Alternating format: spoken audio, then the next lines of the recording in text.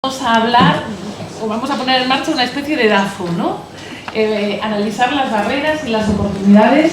Claro, yo decía Nélida y estoy igual, así, es direccional.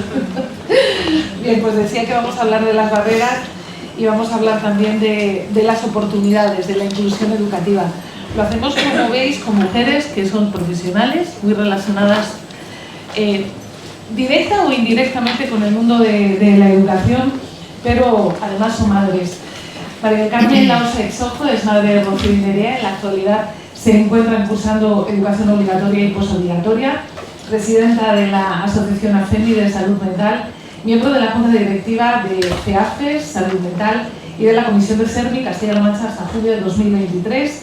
Colabora en el grupo de trabajo que elaboró el documento Escuela Inclusiva, Niños y Adolescentes con Problemas Mentales Graves, publicados por la Asociación de Neuropsiquiatría de Castilla-La Mancha, además de miembro de la Junta Directiva de Familias por la Inclusión Educativa de Castilla-La Mancha. ¿Qué tal? Bienvenida. Gracias. ¿Se oye bien? Sí, bien.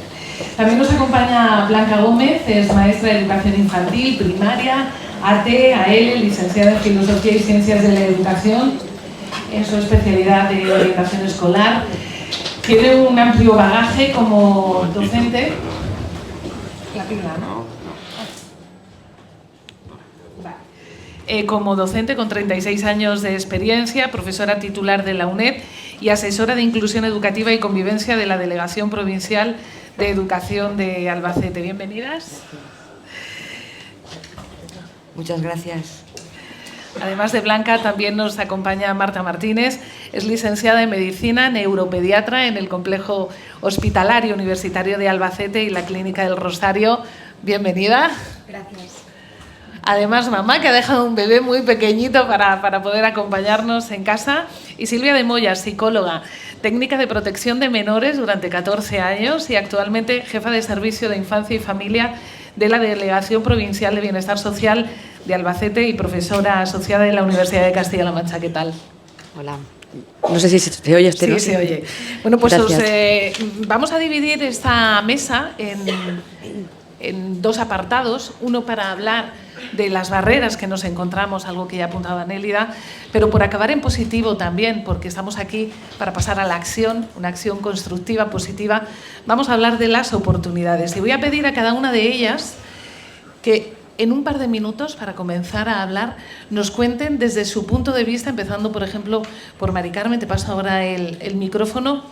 ¿Cuáles son las barreras que desde tu punto de vista, como miembro activa de distintas asociaciones y como madre, has encontrado en la escuela y que tienen que ver con la inclusión o la falta de ella? Bueno, buenos días. Las barreras... Vale. Las barreras que principalmente encontramos las familias, primero es la comunicación con los profesionales del centro educativo. Generalmente cuando las familias, yo lo siento, lo voy a contar como tal, como lo vivimos, pero es que es una realidad. Las familias cuando llegamos al centro educativo a preguntar qué se está haciendo con nuestros hijos y necesitamos o queremos tener la documentación que avala lo que se está haciendo con nuestros hijos, pues es una barrera. Por suerte no en todos los casos, pero sí me atrevo a decir que un porcentaje muy alto se nos pone muchas trabas para poder tener esa documentación, para poder tener esa comunicación. Entonces nos sentimos... lo que sentimos es que cuando nosotros llegamos al centro, los profesionales se sienten atacados. Y entonces ahí acaba... ¿me estoy alargando? Ahí acaba esa idea que decimos y que hablamos tanto, que todos somos comunidad educativa. No es cierto. El alumnado y las familias, os aseguro que en muchísimos casos no nos sentimos así. Primero, entre otras cosas, porque se nos ignora cuando se ponen en marcha ciertos programas, no se informa a las familias, no conocemos qué programas existen. En fin, esas son las barreras que... Bueno, hay otras más, pero bueno. Vamos a empezar por ahí. Sí, porque además tenemos el tiempo en contra y mucho que hablar, mucho que compartir. Continuamos con Blanca. Claro, eres madre, pero también estás en el otro lado, ¿no? En el de asesora, en este caso, para la Junta de Castilla-La Mancha. ¿Cómo lo ves? Buenos días a todos. Vaya de entrada mi agradecimiento por la invitación que ha cursado la Asociación Familias por la Inclusión para estar hoy aquí. Barreras en mi bagaje profesional, que es extenso, y en mi actual trabajo, encuentro muchas. Yo en mi... ¿Cambio? A ver, primera barrera, voy a ir rápida porque son muchas. Primera barrera, la formación. Tenemos mucha formación, pero en la formación más o menos estamos siempre los mismos. Es decir, hay que formarse, hay que actualizarse. Veo muchas caras conocidas aquí, compañeros, amigos de mucho tiempo, Esther, mucha gente. Hay mucha formación del CRFP, del Centro Regional de Formación del Profesorado, del Ministerio de Educación, de entidades privadas y públicas, pero desgraciadamente la formación no es obligatoria para docentes. La LOE lo establece así. Entonces, hay que formarse, pero nos formamos, bueno, o se forman las personas que quieren, pueden y están en ello, pero no todo el mundo. Creo que todos los docentes debemos estar formados en inclusión y en todo, en nuestra obligación y debe ser nuestra devoción también. Tenemos otra barrera importante, que es la lucha desde nuestra unidad de inclusión, y yo también como maestra, PT y AL que soy, de apostar por las medidas de inclusión educativa. Sabéis que tenemos un decreto, que es el 85-2018, de 20 de noviembre, que establece un continuo de medidas, entre que la última debería ser la adaptación curricular significativa. Creo que se están haciendo demasiadas adaptaciones curriculares significativas y hay que apostar por las medidas de inclusión, de consejería, de centro, de aula e individualizadas en cualquier caso, pero intentar eliminar en la medida de lo posible las adaptaciones curriculares significativas, que no digo yo que no sean necesarias, pero creo que hay que estudiarlas y meditarlas mucho hasta llegar a ellas. Voy rápida. La adaptación de los nuevos profesionales que están entrando en educación. Somos muchos, hay muchos recursos, pero hay que reorganizar y que hay que redistribuir estos recursos, tal y como decía Nelida, Ascensión, Antonio, todos los que estamos aquí ahora. Se ponen los recursos, podrían haber muchos más, evidentemente, pero a veces hay recursos mejorables, es decir, distribuidos de forma mejorable. Más cosas, hay que apostar por las metodologías activas en el aula, por el diseño universal de aprendizaje y por la accesibilidad cognitiva. No hay que dar otros materiales a nuestros alumnos, hay que adaptar esos materiales que tenemos a las características de cada uno. Otra cosa que tengo aquí es lo que decía Mari Carmen, que estoy de acuerdo totalmente. Ascensión, que era la inspectora jefe antigua, abrió mucho el camino a la hora de establecer un procedimiento de solicitud de familias de todo tipo de documentación. Es decir, tenéis derecho a tener esa documentación psicopedagógica, informe, dictamen, plan de trabajo, lo que sea, y hay que luchar por ello. Hay un procedimiento establecido para solicitarlo, pero estamos obligados en los centros a dar ese, porque yo soy madre, por encima de todo soy madre, y tengo derecho a saber lo que le pasa a mi hijo o qué se está haciendo con él. Luchamos también en la asesoría por evitar los cambios de modalidad de escolarización. Luchamos por la escuela ordinaria, como decía Nelida, todos tienen que estar en la escuela. No nos negamos a que vayan a centros de educación especial, como en algún caso leemos. No, si es necesario, si se estudia, sabéis que tenemos un proceso de tutorización por cambio de modalidad legalmente establecido que dura 2 años, pero el objetivo no es ir a educación especial, si ha de ir, irá, pero el objetivo es implantar medidas ordinarias, el otro día lo hablaba también con las compañeras de Almansa, para que desde los centros ordinarios trabajemos por esa inclusión. Y ya termino, lo siento, pero es que son tantas cosas y no quiero... Y por último, luchar también por la implantación de los sistemas alternativos. Veo a Juan también entrar aquí, a Juan Martínez, comunicadores dinámicos, por favor, no solo comprarlos y meterlos en un cajón, sino aprender a utilizarlos, ya no solo la media hora que estamos con el niño fuera del aula, sino todo el tiempo. Perdonadme extendido, pero es que tengo muchas cosas que decir. Gracias. Perdona. Muchas gracias. Y yo replicaría y hablaría de todo ello. Veo además como entre el público muchos asienten la importancia de que esa teoría, y es una verdad evidente, se lleve finalmente a la práctica.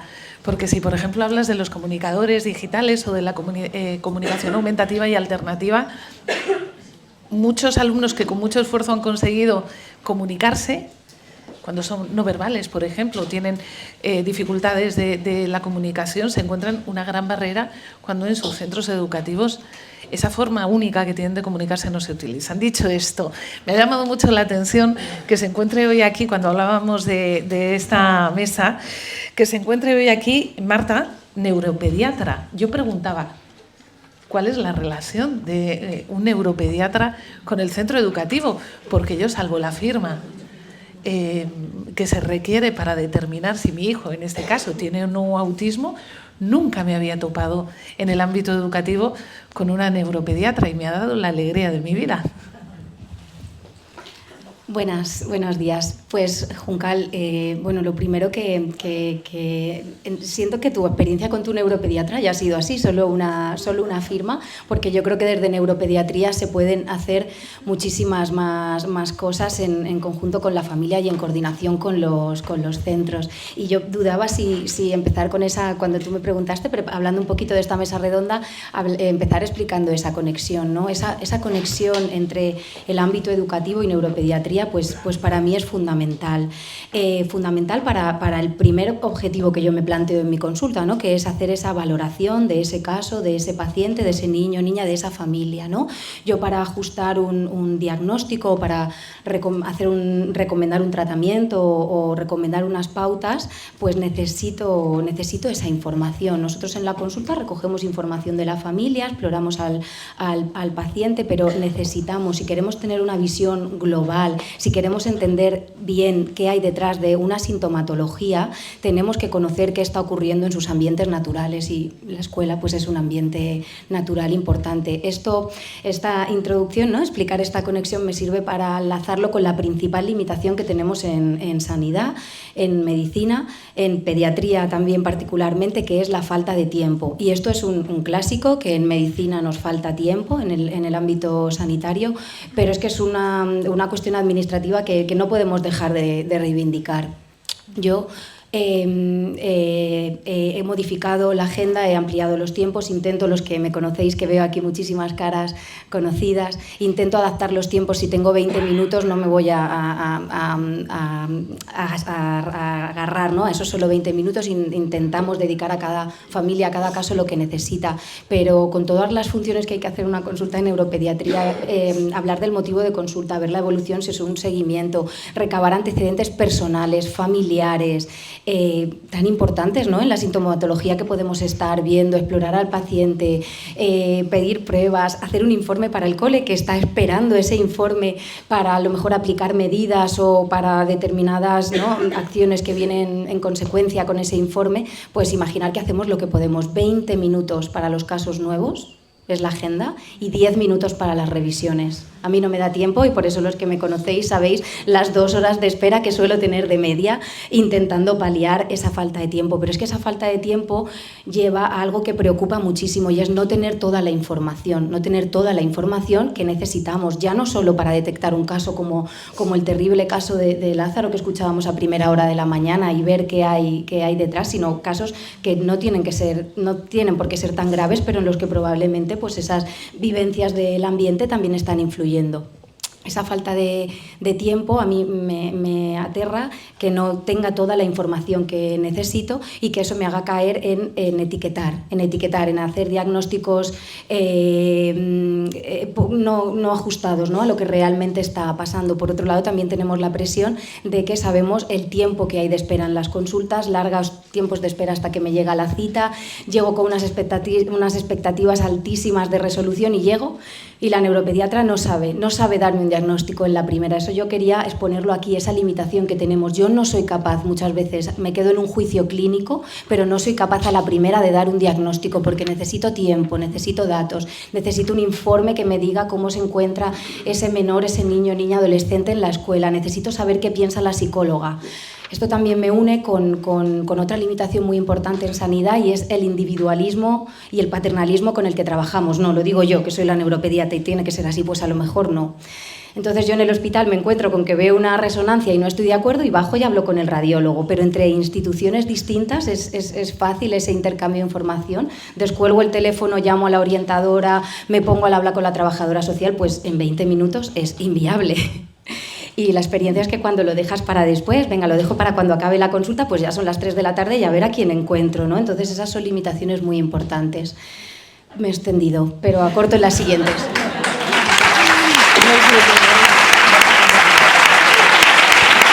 No sé, yo creo que para todos es un placer escuchar que aquí sobre todo, y detrás de cada puesto de trabajo hay un ser humano, como dice, con ganas de cuidar a los demás. Referís además, yo que he hablado con todas de manera individual, que hay, yo creo que en el fondo de todo un mismo problema. Silvia también hablaba de ello, que es el de la coordinación y el de la comunicación. Y ahí vamos a la escuela aquella que había ahí en un monte, ¿no? En Vizcaíno, que en el fondo es que nos tienen que enseñar valores fundamentales, que es el de mirar a la persona y el de, sobre todo, no olvidar lo humanos que somos. Creo que en tu caso también la coordinación es una de las grandes barreras, ¿no? Según me comentabas. ¿Se oye bien este sí? ¿No? ¿Se oye bien? ¿Se oye? Es que como la vez pasado les a todas, no sé si es que este no funcionaba o qué. No sé. Es que depende, es que es la post. A ver. Bueno, voy a ver así. Sí, así como Julio Iglesias, así. Bueno, buenos días a todos y voy a intentar también no extenderme, pero es que es verdad que 2 minutos dan para poco y tenemos muchas cosas que contar. A ver, yo principalmente lo que les comentaba cuando hablé con Juncal, pues es de que la mayor barrera que tenemos, yo trabajo, soy la jefa de servicio de infancia y familia. En mi servicio principalmente nos dedicamos pues, a trabajar con los chicos que están en desprotección, ¿no? En estación de desamparo, que están en acogimiento familiar, que están en adopción, también con menores que están en riesgo, bueno, pero principalmente estos chicos que están en hogares, que, bueno, pues si hay muchos que sois docentes, sabéis que a veces habéis tenido, ¿no? En vuestras aulas estos chicos que mayoritariamente, a veces no, pero muchas veces tienen esos problemas de conducta, esos problemas que achacamos o no son bien entendidos a veces, ¿no? Entonces yo creo que esa es nuestra principal barrera, esa dificultad que tenemos para que la gente entienda. Es verdad que la mirada que ha habido históricamente un poco ha sido, ¿no?, asistencial, de que estos chicos que se han sacado de esta situación maltratante, se les ha sacado de ahí, se ha venido a un sitio donde se les ha dado de comer, se les ha peinado y se han puesto muy monos y se les ha dado una cama y una ropa, no deberían por qué tener esos problemas. O un niño que viene, que le han adoptado cuando era un bebé y no ha conocido siquiera, no sabe, no ha vivido esas situaciones que pensamos que son de maltrato. O un niño que está en una acogida con una familia, con sus abuelos, por ejemplo, y dice, bueno, pues está dentro de su familia, ¿qué problema puede tener? No se entiende, ¿no?, que tengan esas dificultades. Y sí que estos últimos años, desde nuestro servicio, bueno, en general, yo creo que desde el sistema de protección de menores, lo que sí que se está trabajando es ese cambio de mirada. Lo que estamos intentando es que todo el mundo empiece a ver lo que es el trauma temprano, la adversidad temprana, que no es otra cosa que el que unos niños que desde han tenido una experiencia ya de negligencia, de maltrato, unas dificultades para tener una relación de apego, que una figura de apego que crea una vinculación sana, pues estos niños lo que tienen son unas secuelas y un daño, o sea, es un daño, y lo que el sistema de protección ahora hacemos es intentar reparar ese daño, poner la visión ahí, ¿no?, en la reparación del daño. Pero nos cuesta a veces que la gente lo entienda, y que cuando vas y dices, no, es que no entendemos, pues este niño pues lo adoptaron, a ver, ese niño tiene un abandono, o sea, aunque fuera un bebé, cuando lo abandonaron y lo adoptaran, y ahora tiene una familia que la quiere mucho, tiene unas necesidades, tiene un daño ya nada más que por eso, por ese abandono tiene un daño. Entonces, bueno, pues es nuestra principal barrera, intentar hacer ese cambio de mirada, que la gente, y yo creo que nos estamos trabajando y estamos, bueno, yo creo que lo voy a dejar para la segunda parte, ¿no?, cuando hablemos de qué estamos haciendo, qué nos está sirviendo. Pues hablar de lo que se hace y qué es lo que nos está funcionando, y que efectivamente la gente está también empezando a cambiar esa visión y a entender por qué estos niños se comportan así, a flexibilizar y a intentar que, bueno, pues que puedan adaptarse y que mientras tanto pues podamos trabajar y reparar el daño entre todos, que es un trabajo de todos, ¿vale? No es un trabajo solamente desde el sistema de protección.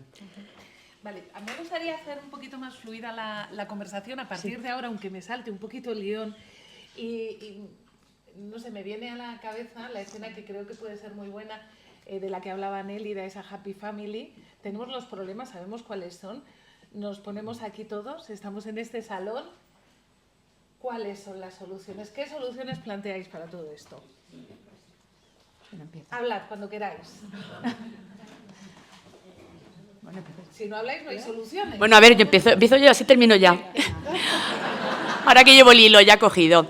A ver, bueno, la solución es, por supuesto, la información, ¿vale? La información es la que tiene el poder y cuando das información y pones en contexto a la gente, pues entienden.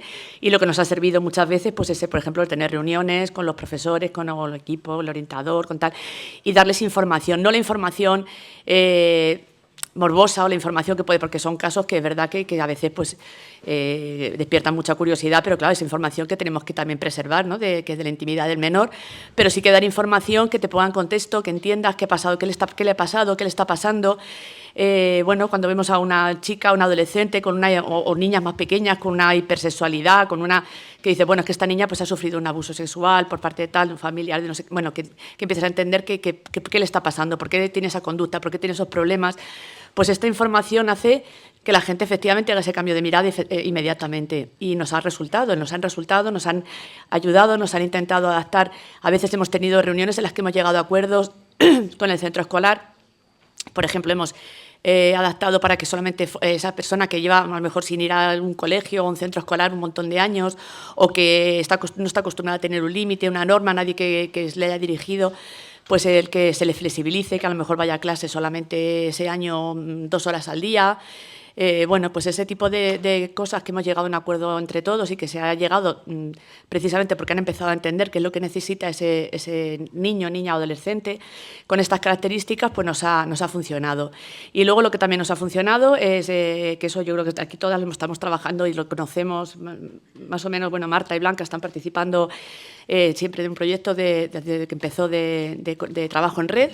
Entonces yo sé que a veces suena como muy utópico, ¿no? El trabajo en red, que todo el mundo te dice, no, si esto ya se ha intentado, se ha intentado muchas veces, pero no es coordinación, ¿vale? El trabajo en red es diferente, es un trabajo colaborativo en el que cada uno ponemos un poco en nuestra responsabilidad de lo que nos toca a cada uno, repartimos la tarea entre todos, ya no es el que, bueno, es que en menores ya no podemos hacer más por este chico y es que la culpa la tiene sanidad, o es que la culpa la tiene educación. No, la culpa, el caso es de todos, el caso lo construimos entre todos y las soluciones las ponemos todos y nos repartimos las funciones cada uno y realmente lo que nos está funcionando, llevamos ya unos cuantos años con el proyecto Tramas, que efectivamente pues es un proyecto limitado porque tampoco tenemos, es que no hay tampoco muchos recursos humanos, ahí están trabajando un poco de manera voluntaria pero está funcionando y en casos muy, muy concretos, se está utilizando para casos muy graves.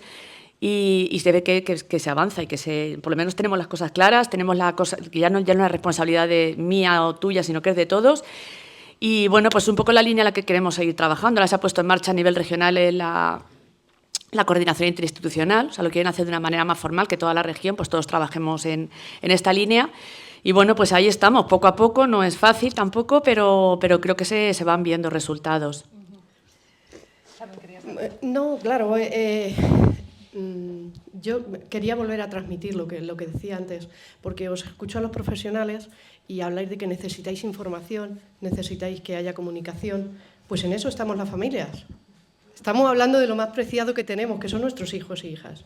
Entonces, que las familias vivan en la incertidumbre de que cuando dejamos a nuestros hijos e hijas en la puerta del cole, pasan y no sabemos cómo se trabaja allí, qué pasa con ellos. ¿Nos pedís confianza? Por supuesto, que por eso los dejamos, si no, no los dejábamos allí. Entonces, confiamos en los profesionales, pero necesitamos que desde ese ámbito de profesionales entendáis que las familias necesitamos esa misma información de la que vosotros habláis que necesitáis. Nosotros también la necesitamos. Me encanta oír lo del trabajo en red, lo de la colaboración, ¿no? Lo que se va a hacer a nivel regional o lo que se está haciendo. Eso es fantástico, pero las familias necesitamos que esa coordinación de alguna manera llegue al alumnado y a las familias, que conozcamos qué pasa, qué es eso, qué es esa coordinación que estáis haciendo. Entendemos que es desde el ámbito profesional, pero vuelvo a decir que se está hablando y se está tratando de lo que más queremos todos, ¿no? Nuestros hijos y nuestras hijas. Por eso necesitamos conocer, formar parte de eso, ¿vale? Que las familias no nos mantengamos al margen. De hecho, yo lo siento, pero lo voy a decir, no es la forma más positiva, pero a mí me sorprendía muchísimo este inicio de curso cuando leía la orden de instrucciones para los centros. Me gusta mucho leer la legislación que va saliendo, ¿no? y leía que en su artículo 8, para que alguien pueda acompañar, lo entendemos así, ¿vale? A lo mejor estamos equivocadas. En su artículo 8 decía en el punto 1 que para que alguien pueda pasar al centro educativo debe ser de la comunidad educativa. Entonces, si una familia necesita ir acompañada porque necesita que alguien le apoye para conocer esa información y para poder después gestionar esa información que recibe, hay que hacer una solicitud. Estamos poniendo trabas a la comunicación. Si hay que hacer una solicitud, que yo lo siento por los profesionales y por Blanca, que está aquí, que es la asesora, ¿vale? Pero cuando hacemos una solicitud, mandamos un escrito, os aseguro que en muchos casos se nos pasan meses. Meses de hacer un escrito en diciembre o enero y contestar el 1 de junio. Vamos a dejar que contesten.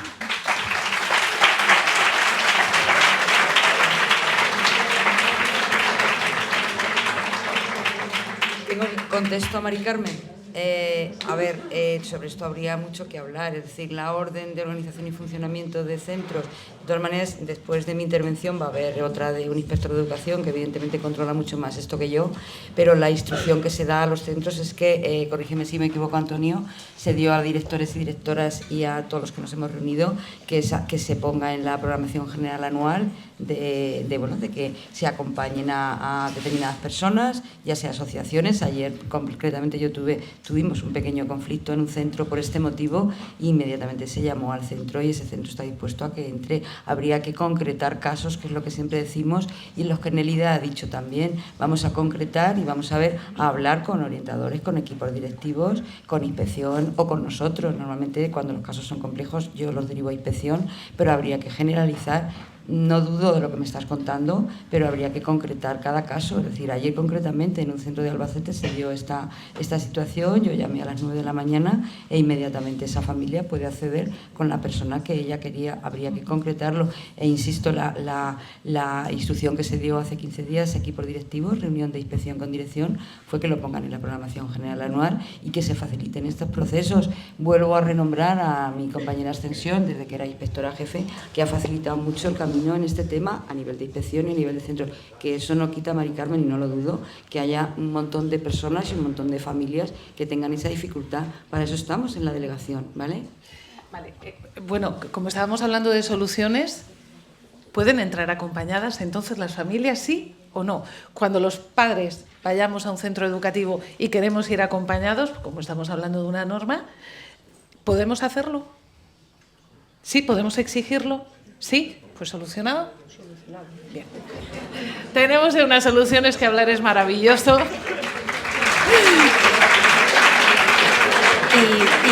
Y en mi ámbito yo tengo que decir que cada vez es más frecuente y más productivo, constructivo, que muchos orientadores, orientadoras, docentes se desplazan a las consultas acompañando a las familias para explicar bien y facilitar esa comunicación, esa intervención. También digo que tienes que abrirles la puerta y tienes que querer dedicar ese tiempo y puedes ajustarte a decir, no, la consulta es muy breve y no tenemos tiempo para eso.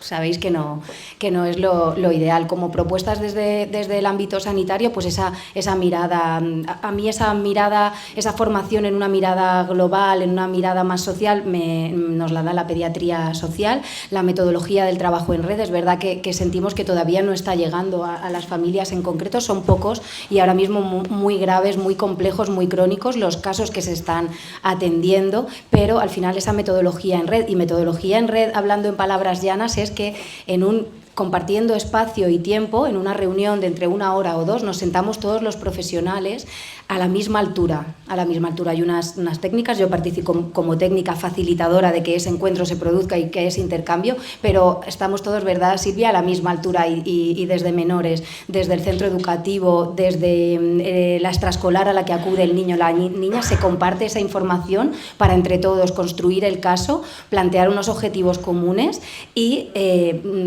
pues repartir las actuaciones. Entonces eso realmente se está haciendo con poquitos casos concretos, pero es una forma, una metodología que se va extendiendo y que facilita pues luego otras reuniones más ágiles. Me reúno yo con la orientadora, la psicóloga, fuera de ese programa Tramas, ¿no? Pero esa metodología. Y diría muchas cosas más, pero... Claro. Es que a mí ya me ha aparecido el cartelito de nos quedan 5 minutos. ¿Hace uno? Además de los profesionales que estamos hablando, yo pongo en valor aquí los servicios de atención temprana que dependen de Bienestar Social. Se ha avanzado a pasos agigantados en este tema. Yo llevo 8 años en la Delegación de Educación, entramos prácticamente, bueno, no es que no hubiera coordinación con atención temprana, me refiero a la transición de atención temprana a educación de 3-6, educación infantil 3 años. Y tenemos una coordinación de verdad absolutamente inmejorable. Teníamos un jefe de servicio antes, ahora tenemos otra y desde luego hay cosas mejorables. A ver, que yo nunca voy a decir que todo es maravilloso, pero es verdad que hay un equipo detrás. Ahora en noviembre ya empezamos a reunirnos para preparar las escolarizaciones para el próximo curso, qué recursos se necesitan, qué se ha hecho, qué no se ha hecho. Además del equipo que está diciendo Marta y Silvia, pongo en valor y alabo el trabajo que se está haciendo con Paqui a la cabeza del servicio, de la coordinación y con todos los profesionales de toda la zona de la provincia. Como queda poco tiempo, ¿qué creéis que es importante poder destacar en estos 3 minutos que nos queden? ¿Cuáles son las soluciones que vamos a plantear cada uno de nosotros, que vamos a poner sobre la mesa para mejorar la inclusión educativa en Castilla-La Mancha?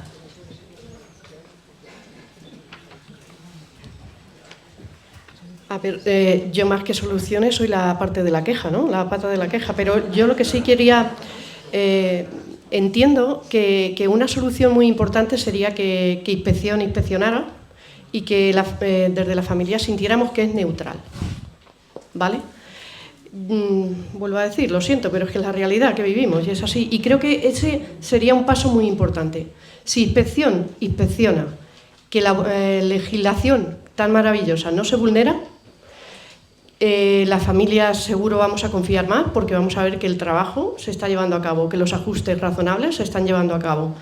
Entonces, una solución muy importante, de verdad, es que Inspección inspeccionara, fuera neutral y que empecemos a entender que la educación ya está aquí, la educación inclusiva, que no es algo que se tenga que ir poniendo en marcha poco a poco, es decir, ya, porque hay muchísimo alumnado, muchísimas familias que están sufriendo. Por lo tanto, el tren ha llegado y hay que subirse. Y quien no crea verdaderamente en la inclusión, pues se tiene que bajar. Es verdad que muchas madres, que muchas familias hemos escuchado en multitud de ocasiones, es que no podemos cambiar mentalidades, es que no podemos obligar, lo decía ella antes, no podemos obligar por normativa a que se formen, no podemos obligar a que piensen de otra manera. Yo tengo la sensación de quienes están aquí es que sí que creen en la inclusión educativa o no estarían aquí.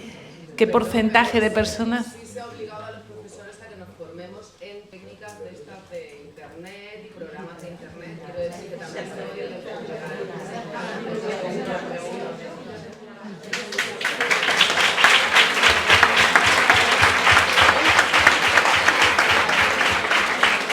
Si alguna quiere apuntar algo más. Nos quedan 2 minutos. No, nos dicen que no nos queda más tiempo, no obstante, si tenéis... Hace 10 minutos te quedaban 5. Ah, bien, ya se nos ha acabado el tiempo, pero tenemos... Sí, tenemos, y todos vosotros tenéis una pequeña cartulina, ahí podéis dirigir vuestras preguntas tanto a Nélida como a ellas. No las vamos a poder responder ahora, no las podrán responder, pero todas y cada una de ellas se han comprometido a hacerlo por correo electrónico, o sea que todas las preguntas van a tener respuesta. Muchísimas gracias, tomamos un cafetito y seguimos.